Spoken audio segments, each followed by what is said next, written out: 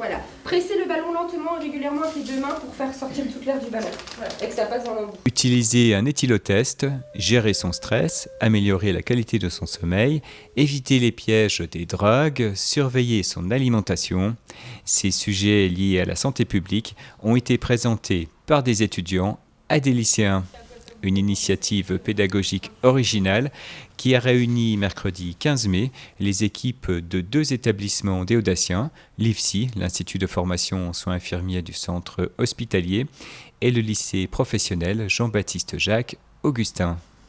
Donc cette opération a trouvé son fondement donc, dès le mois de novembre, où il y a eu sous la base de questionnaires une étude vraiment très précise des besoins des élèves.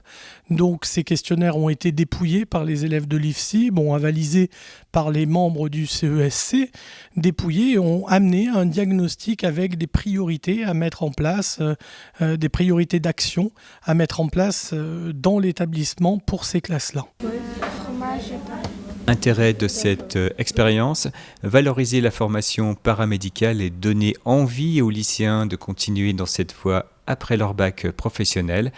Et pour les étudiantes infirmières, valider leur formation d'éducation et de promotion de la santé. Ça fait partie des missions également de l'infirmière que de faire de la promotion de la santé et de l'éducation. Donc la partie éducation, ils ont eu un certain nombre d'heures de cours, environ 40 heures. Et donc en continuité avec ces cours théoriques, la mise en œuvre et la manière de voir si nos étudiants ont pu intégrer les différents enseignements que l'on a pu faire. Visiblement, les cours ont été bien assimilés. Le transfert des savoirs tout neuf s'est opéré avec beaucoup d'enthousiasme. On a fait des questionnaires auprès d'une classe du lycée de seconde. Et à partir de là, on a cherché qu'est-ce qui était plutôt problématique, sur quoi on allait axer notre action d'éducation à la santé. Et en collaboration avec les profs et l'infirmière, on a ciblé le sommeil. Donc on a voulu parler des bienfaits du sommeil avec l'influence des nouvelles technologies. Pour ça, on a axé plusieurs parties. On a voulu centrer leur attention avec une petite scénette où on reprenait différents comportements à éviter. Donc regarder la télé, sur les réseaux sociaux, jouer à des jeux le soir, boire du café, faire du sport pour mettre en avant les comportements qui ne sont pas bénéfiques au sommeil.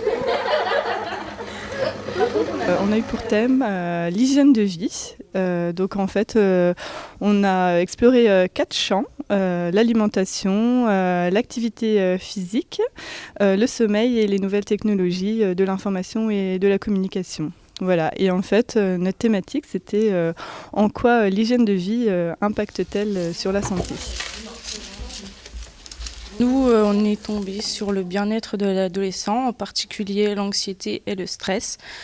Et donc, on a choisi d'établir suite à ça différents ateliers pour montrer aux adolescents les différents facteurs du stress, comment le gérer, les différentes manifestations.